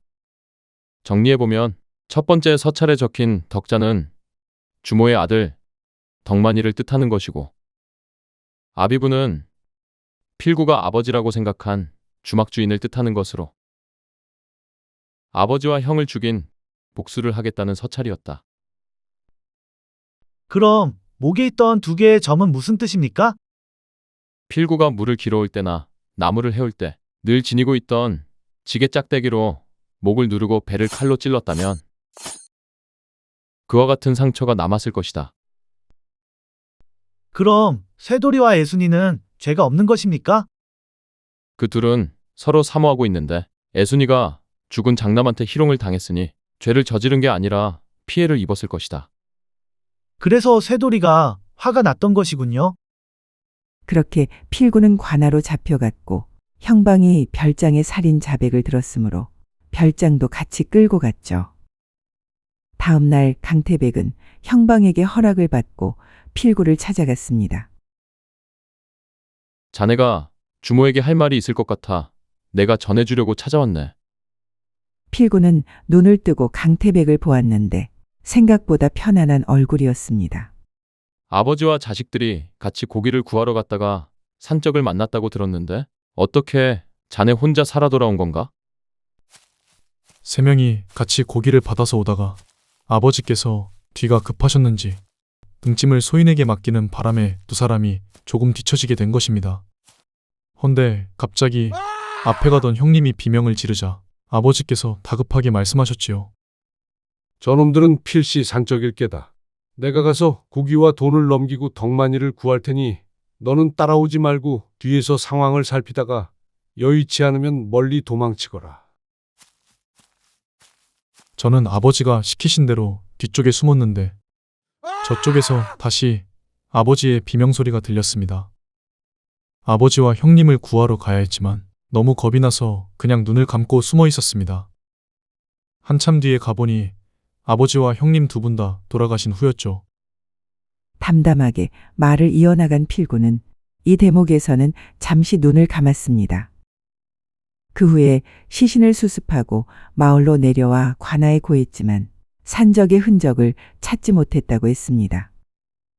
그 후 필구는 한동안 알아누웠는데 자신보다 훨씬 더 시리에 빠진 어머니를 그냥 둘 수가 없어 하나씩 일을 시작해 다시 주막을 정상화시켰으며 죽을 만큼 괴로웠던 죄책감은 어머니의 미움을 기꺼이 받아내는 것으로 하루하루 견뎠다고 했습니다. 그러던 어느 날 물을 기르러 갔다가 별장의 두 아들의 대화를 듣게 되었는데 형님은 겁도 안 납니까? 저는 형님과 아버지 화살에 죽은 자들이 귀신으로 나타날까봐 무서워 죽겠습니다. 걱정할 필요 없어. 어차피 개돼지 같은 상놈일 텐데 개돼지가 어떻게 귀신이 되느냐? 너 아버님께서 그 일은 누구한테도 발설하지 말라 하셨으니 입조심하거라.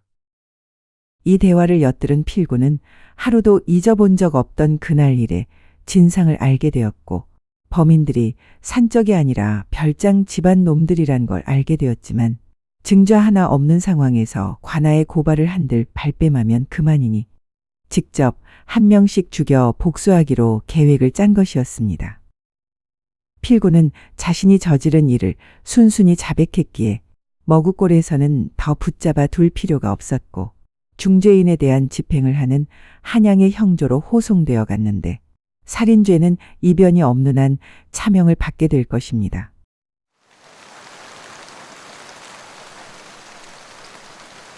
필구가 호송된 뒤 강태백은 필구에게 들은 말들을 주모에게 해주었습니다.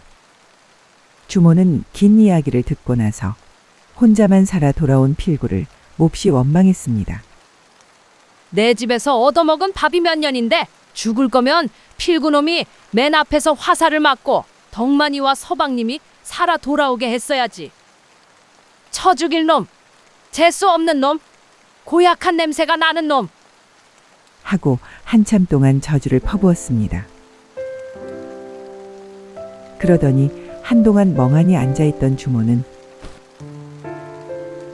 바보 같은 놈, 피 한 방울 안 섞인 놈이 복수를 뭐하러 해? 살날이 구말리인 놈이. 하고 힘이 쭉 빠진 채 갑자기 눈물을 주르륵 흘렸는데 원망 때문인지 미안함 때문인지 그 울음은 그치지도 않고 오랫동안 계속되었습니다. 그리고 문 밖에는 주모와 필구 그리고 형님과 인정 많은 아버지의 슬픔을 알아주듯 눈물 같은 비가 밤새 쏟아져 내렸습니다.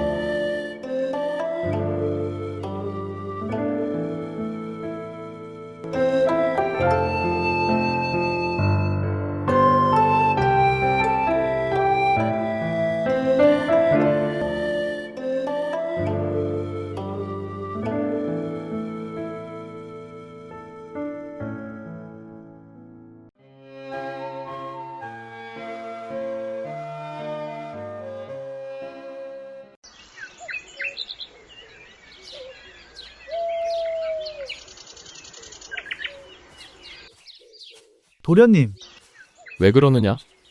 도련님은 배고프지 않으십니까? 안 고프다. 아침에 주막을 나설 때 싸온 주먹밥도 조금만 드시고 소인한테 나눠주셨는데 양반님들은 어릴 적부터 기름진 음식을 배불리 먹어서 배가 안 고픈 것입니까? 뭐 그런가 보다. 하지만 태연스레 대답한 강태백의 배에서 요란한 소리가 났죠. 하하, 이 방정맞은 소리는 소인의 배에서 난 것이니 걱정하지 마십시오. 한마을에 오래 머물지 않는 강태백과 길동이는 오늘도 들길과 산길을 걸어 해가 까맣게 져서야 달래골이라는 마을로 들어섰습니다. 해가 졌으니 주막이든 어디든 쉬어갈 곳이 필요했는데 마을은 온통 깜깜했죠. 도련님, 마가 끼었는지 가는 곳마다 왜 이렇게 이상할까요? 혹시 이 마을에 역병이 돌아서 사람들이 다 죽고 홀령만 떠도는 건 아닐까요? 그것보다는 농번기라 고단해서 일찍 잠자리에 들었다고 생각하자꾸나. 어쨌든 밤이슬을 맞을 수는 없기에 둘은 마을 안쪽으로 걸어 들어갔습니다. 오, 도련님, 드디어 불 켜진 집이 있습니다. 길동이가 가리키는 쪽을 보니 거기에 작고 허름한 초가집이 보였죠. 다행이구나.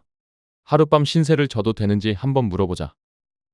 그런데 초가집 앞에 무언가 허옇게 반짝이는 것이 있었습니다. 하여 주어보니 그것은 양반집 중에서도 부잣집 부녀자들이 쓸만한 정교한 은비녀였죠. 오, 이것은 은비녀가 아닙니까? 이걸 내다 팔면 한동안은 걱정 없이 살 수 있을 것 같습니다. 뭐 도련님은 그럴 생각이 한 개도 없으시겠지만요. 길동아, 네가 몇 년 동안 모은 세경을 전부 잃어버렸는데 그것을 주운 사람이 옳았구나 하면서 쓰고 돌아다니면 좋겠느냐? 아니면 시일이 걸리더라도 주인을 찾아주면 좋겠느냐? 세경을요? 세경 받은 것을 한꺼번에 잃어버린다면 소인은 몸에 힘이 다 빠져서 한동안 일어서지도 못할 것입니다. 도련님, 은비녀는 꼭 주인을 찾아주십시오. 그래, 네 말대로 하자꾸나. 그러고 나서 주인을 부르려는데 갑자기 방 안에 여인의 그림자가 보였죠. 그러더니 곧이어 목을 매달았습니다. 화들짝 놀란 강태백은 얼른 방문을 열고 들어가 새끼줄을 자르고 급한 김에 여인을 밀어 넘어뜨렸습니다.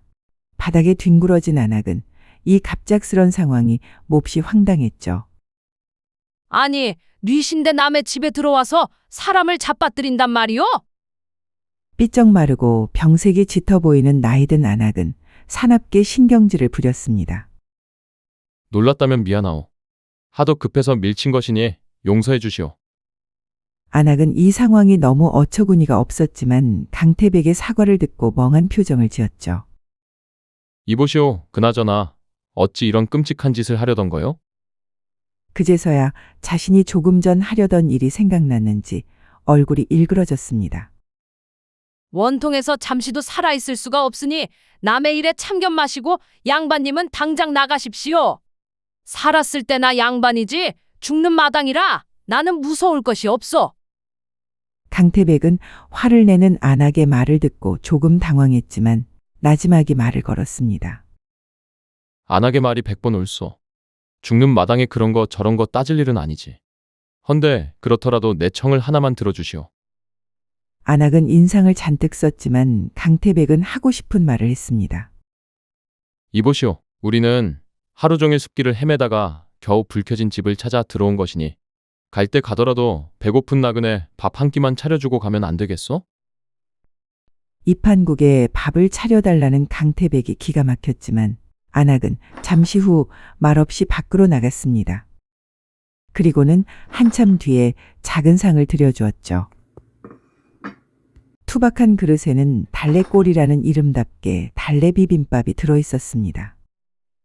보리밥은 쌀밥보다 거칠지만 나달이 톡톡 터지며 구수한 맛이 났고 제철 달래의 향긋하고 알싸한 맛은 짭조름한 간장과 비벼져 조화로웠죠.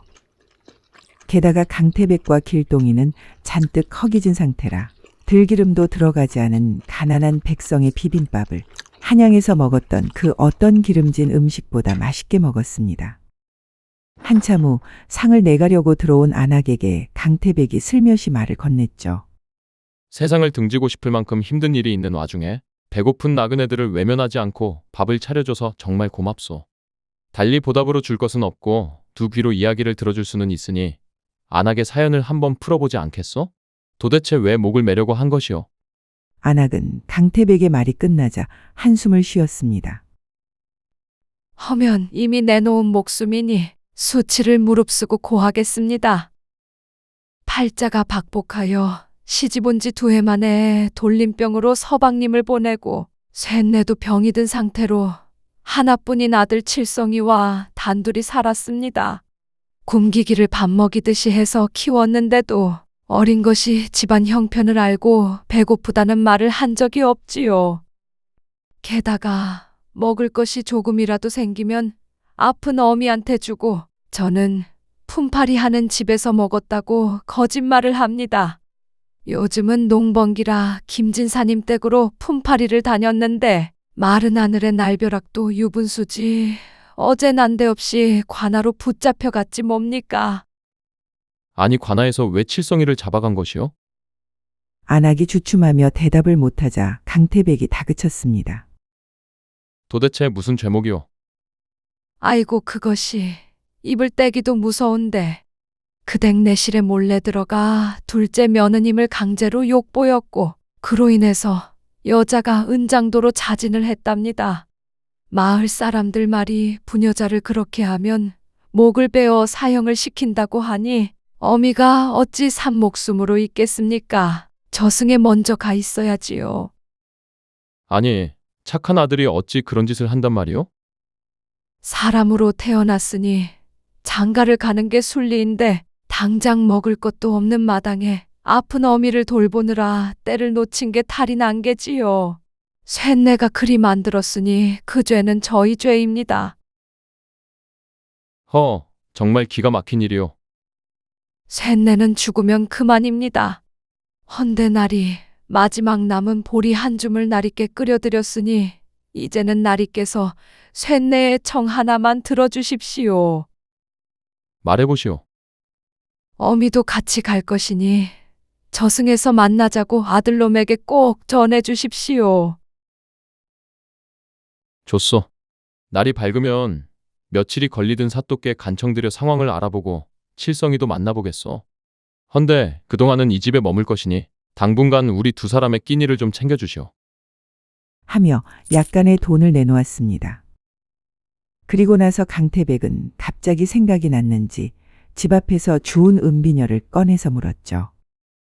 이 비녀를 본 적이 있어? 가난한 안악이 그리 귀한 것을 어디서 받겠습니까? 하며 손을 내저었습니다. 강태백은 안악을 조금 진정시키고 그날 밤을 묵었습니다. 다음 날 아침 강태백과 길동이는 관아로 가서 은비녀의 주인을 찾아주고 싶다고 사또 뵙기를 청하였죠. 그랬더니 사또가 강태백을 바로 만나주었습니다. 하하, 이렇게 귀한 것을 주었다면 열의 아홉은 자기 주머니에 넣었을 터인데 어찌 관아로 가지고 왔단 말인가? 그 얼굴 좀 보세나. 하며 사또는 강태백을 유심히 살펴보았습니다. 사또께서 당연지사를 치하하여 주시니 감업하옵니다. 방을 붙여 비녀의 주인을 찾을 것이니 고귀한 선비께서는 나와 들어가서 곡차 한 잔을 같이 하세나. 사또는 관아에서 손님을 접견하는 장소인 객사로 강태백을 안내하고 차를 대접했습니다. 사또나리, 비녀도 비녀지만 실은 따로 드릴 말씀이 있습니다. 그런가? 그래, 하고자 하는 말은? 어제 달래골에 들어서자마자 살인사건에 관한 소식을 들었는데 범인을 잡아들이셨다고 들었습니다. 잡아들였지. 김진사 댁 둘째 며느리가 은장도에 찔려 죽은 사건인데 안 그래도 그것 때문에 골치가 아프던 참이라오. 왜 골치가 아프십니까? 사건이 났을 때 칠성이란 놈이 그 방에서 피를 묻히고 나오는 걸 계집종이 봤어.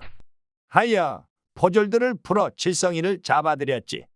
또한 자연사가 아니니 본관이 검시를 하라고 보냈는데 문제는 현장에 갔던 검시관과 그 밑에 있는 오작사령의 의견이 엇갈린다는 것이지. 어떻게 엇갈립니까? 검시관은 칠성이가 여인을 가늠하려 하자 여인이 은장도로 자진했다고 하고 오작사령은 칠성이가 가늠하려다가 실패하자 보복이 두려워 여자를 찔러서 죽인 것이라고 한 것이네. 다시 말해 검시관은 자살, 오작사령은 타살이라는 거지. 검시관 말을 들으면 검시관 말이 맞는 듯하고 오작사령 말을 들으면 또 오작사령 말이 맞는 듯하여 나로서는 도저히 결정을 내릴 수가 없네. 하여 이러한 뜻을 적어 보냈으니 가명에서 복검을 위해 다른 검시관을 내려보낼 걸세. 그럼 칠성이는 뭐라고 답을 했습니까? 당연히 안 그랬다고 하지. 여지껏 내가 그랬어 하는 놈은 본 적이 없으니 뭐 그놈들 하는 말은 들을 것도 없어. 헌데 이놈은 좀 괴이한 게 그런 짓을 해놓고 뭐가 서러운지 계속 눈물을 흘리고 있네. 강태백은 검시 결과가 엇갈렸으며 칠성이가 울고 있다는 사또의 말에 의문이 더 커졌습니다. 하여 사또, 청컨대 복검을 할 때 소인을 참관하게 해주십시오. 아니 곱게 생긴 젊은 선비가 시신을 검시하는데 감당할 수 있겠어? 소인은 어릴 적부터 사서삼경보다 잡기에 관한 서적을 더 가까이 하였고 세종대왕 때 편찬된 신주무원록을 여러 번 읽어서 익혔습니다. 하여 검시지침, 사망유형, 시체관찰법의 내용을 익혔기에 도망가지 않을 자신은 있사옵니다. 하하, 정이 그렇다면 은비녀를 가져온 공도 있으니 본관이 참관을 허락하겠어. 또한 가명에서 검시관이 오는 동안 칠성이를 신문하는 것과 김진사댁 사람들을 조사하게 해달라는 청도 받아들여졌습니다.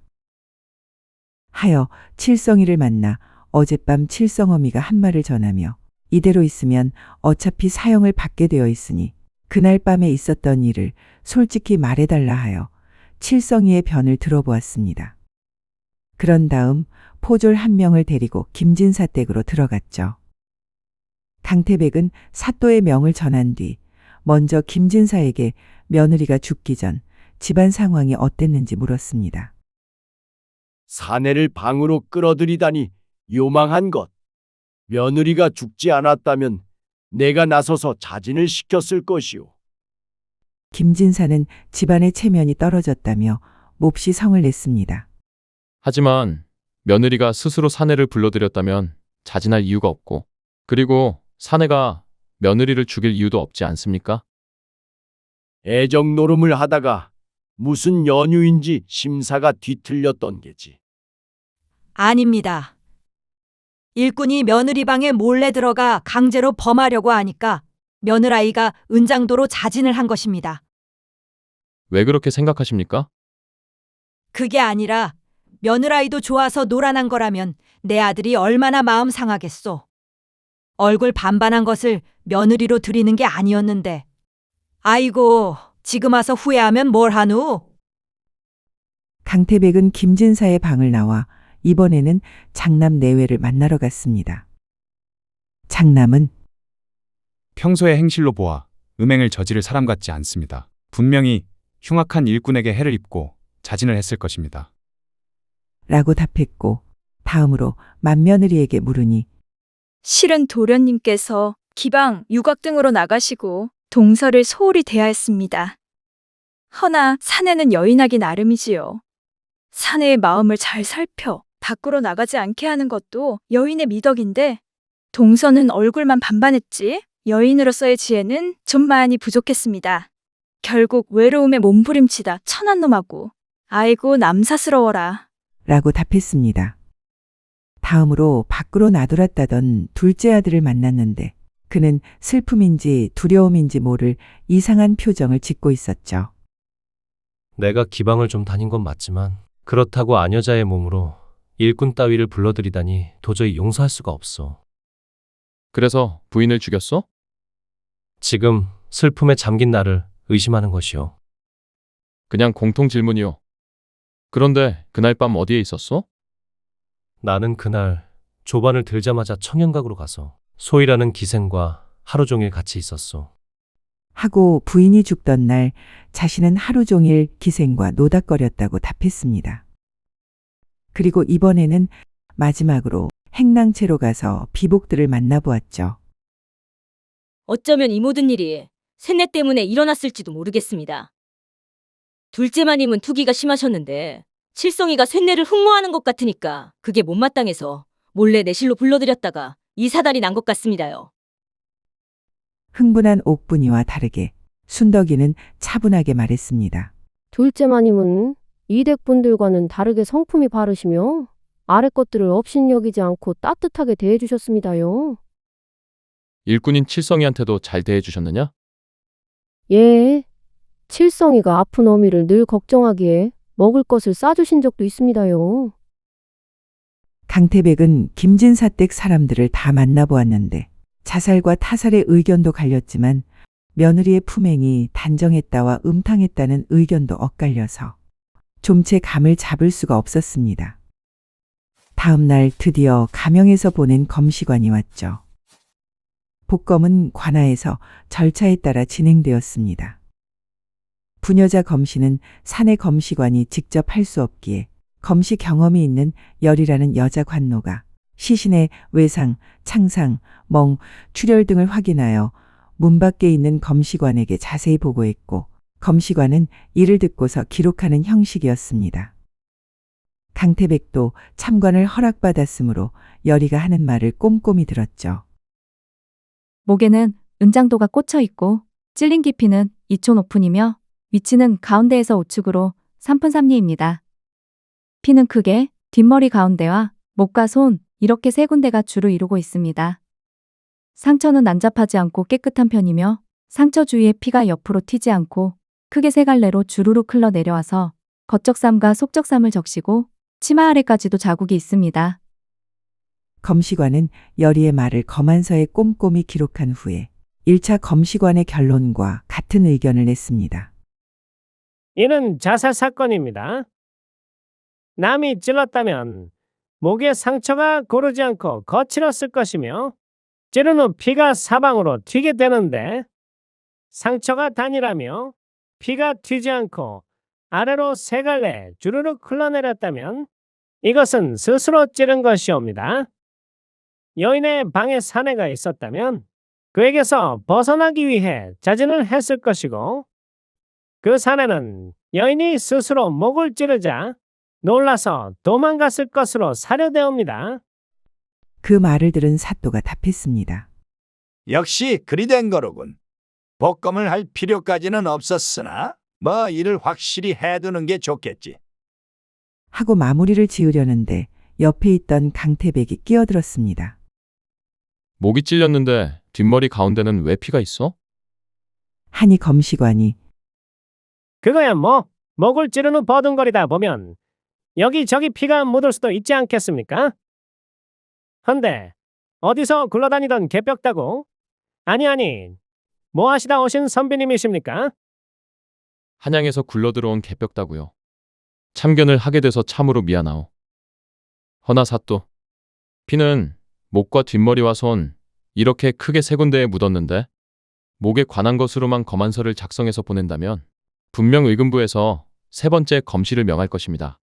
하여 소인이 조금 더 살펴보고 싶은데 열이에게 한 가지 명을 내리게 해주십시오.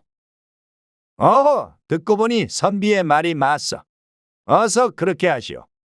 하여 강태백은 열이를 다시 불렀습니다. 열이야, 너 다시 들어가서 뒷머리와 두 손가락을 자세히 보고 오너라. 첫째, 뒷머리에 피만 묻었는지 아니면 찢기거나 깨진 상처도 있는지 확인하고 두 번째로는 손톱을 보되 피가 겉에만 있는지 안쪽에도 있는지 자세히 보고 나오너라. 강태백이 열이에게 이같이 지시하자 사또는 흥미롭다는 표정을 지었고 검시관은 강태백의 참견에 삐죽 못마땅한 얼굴이 되었습니다. 한참 후 열이가 나와서 새로 발견한 것을 말했습니다. 다시 보니 뒷머리 가운데에 있는 피는 목에서 흐른 것이 아니라 찢어진 상처에서 나온 것이었고 손톱 안쪽에도 뻑뻑한 피가 들어 있었습니다. 열이의 대답을 들은 사또가 강태백을 다그쳤습니다. 아니 선비 양반, 열이에게 왜 그런 것들을 물었으며 그래서 선비가 내린 결론은 자살이요? 아니면 타살이요? 이에 강태백이 대답했죠. 신주무언록에 의하면 사람이 자진을 할 때는 겁이 나서 한 번에 찌르지 못하고 주저하는 흔적이 남고 굳게 결심하고 찔러도 그 깊이는 1촌7푼이며 그보다 깊으면 타살이라고 나옵니다. 헌데 열이가 본 바로는 이 여인의 목에는 칼자국이 하나로 주저운이 없으며 그 깊이가 2촌5푼으로 상당히 깊으니 이것이 타살을 의심한 첫 번째 이유입니다. 그리고 손톱 안쪽에 뻑뻑한 피가 엉긴 것은 사내가 달려들어 욕을 보이려 하자 여인이 이를 막기 위해 손톱으로 핥혀 사내의 살과 피가 여인의 손톱에 엉겨붙은 흔적입니다. 이렇게 앞뒤를 맞춰보면 자신을 핥히는 여인을 밀쳐서 머리가 깨지고 쓰러지자 여인이 깨어나서 자신을 발고할까봐 두려워 정신 잃은 여인의 목을 찔러 자진을 한 것처럼 꾸몄을 것입니다. 하여 이번 사건은 타살이며 범인은 몸에 손톱으로 긁힌 상처가 있을 것입니다. 우선 칠성이의 몸을 확인하시고 그 다음으로는 김진사댁 장남과 차남을 포함해서 사내 종들을 모두 조사하여 주십시오.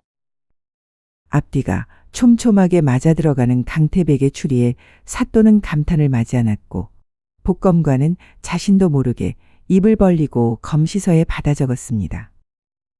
잠시 후에 사또는 칠성이의 몸을 벗겨보았는데 몸에 상처가 없었습니다.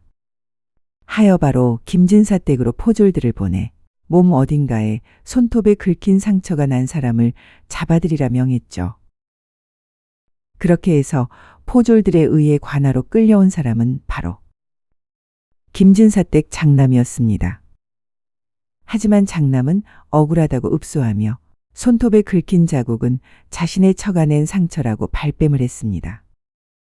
하여 강태백은 맏며느리를 따로 불러 만약 부인이 낸 상처가 아닌데 맞다고 두둔할 경우 관하에서 풀려날 수도 있을 것이다.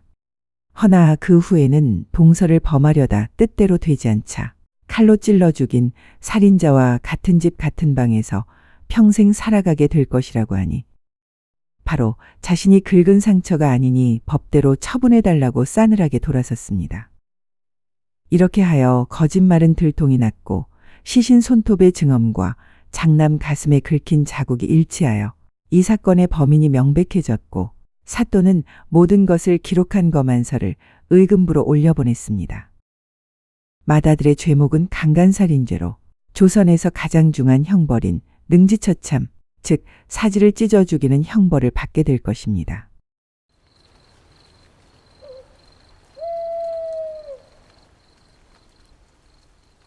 헌데 도련님, 이상한 게 있습니다. 그래, 이상한 게 있어야 맞지. 무엇이 가장 이상하냐? 해가 졌는데 왜 아직 밥상이 안 들어오는 것입니까? 바로 그때 마치 길동이의 말을 들은 것처럼 저녁상이 들어왔습니다. 이주막은 백정방이 근처에 있는지 소의 특수 부위가 들어있는 수구레 국밥을 내주었습니다. 소의 목덜미 겉가죽을 벗겨내고 그 아래에 힘줄과 기름을 떼어낸 부위가 들어있었는데 하루 종일 삶아서 흐물흐물해진 힘줄은 조금 씹다 넘기니 후루룩 빨려 들어갔고 뼈에 붙어있던 야들야들한 살코기와 우거지는 씹는 맛이 좋았습니다. 기름져서 든든한 국밥에 물 김치의 개운함이 어우러진 저녁밥을 두 사람은 아주 맛있게 먹었습니다. 도련님, 소희는 배가 고프면 아무 생각도 나지 않습니다. 그러냐? 미안하구나. 이제 배가 잔뜩 부르니 궁금하고 이상한 게 있습니다. 무엇이냐? 장남이 범인이라면 칠성이는 왜 피를 묻히고 그 방에서 나온 걸까요? 내가 어미의 말을 전하러 찾아갔을 때 칠성이는 울고 있었다. 하여 왜 우느냐고 물었더니 소인은 아시마님을 절대 죽이지 않았지만 피를 묻히고 나왔으니 누가 소인을 믿어주겠습니까? 헌데 소인이 죽고 나면 병든 어머니께서는 하루에 한 끼 드시던 식사도 더 이상 못하시게 될 것입니다. 그 생각을 하니 눈물이 났습니다. 만약 그 말이 사실이고 네가 범인이 아니라면 진범을 찾아야 하니 네가 본 것을 거짓없이 다 말해보거라. 소인이 그곳을 지날 때는 문이 열려 있었고 아시마님은 칼에 찔려 피를 흘리고 계셨습니다.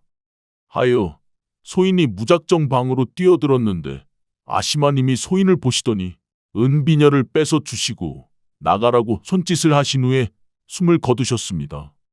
너무 겁이 났지만 그 방에 더 있으면 범인으로 몰릴 것 같아 비녀를 들고 집으로 갔습니다.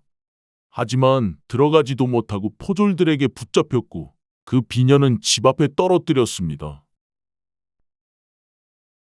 그렇게 된 것이군요. 헌데 아시마님 말입니다.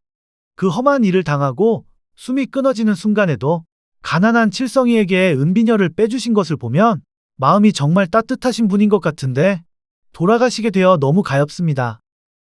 그래, 좋은 사람이 꽃다운 나이에 죽다니. 정말 가엾구나.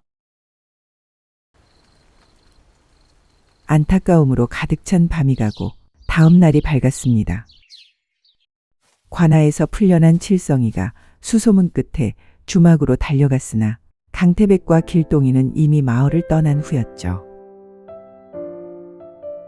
어머니, 이 세상에는 힘이 세고 무서운 양반들만 있는 것은 아닌가 봐요. 젊은 양반님께서 저를 풀려나게 해주시고 또 사또께 간청드려 아시마님이 주셨던 은비녀를 우리 모자에게 주셨어요.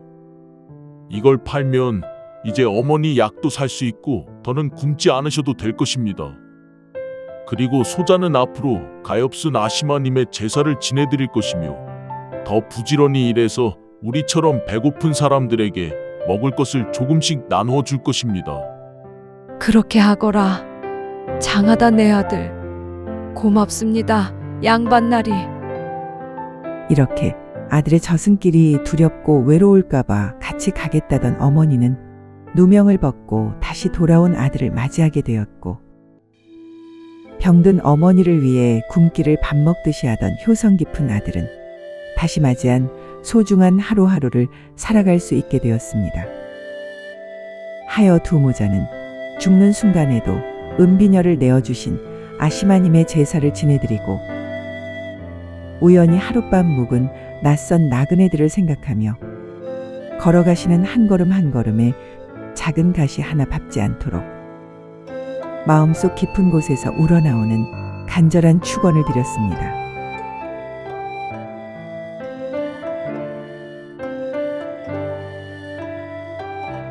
오늘도 별별극장의 이야기를 시청해 주셔서 진심으로 감사드립니다.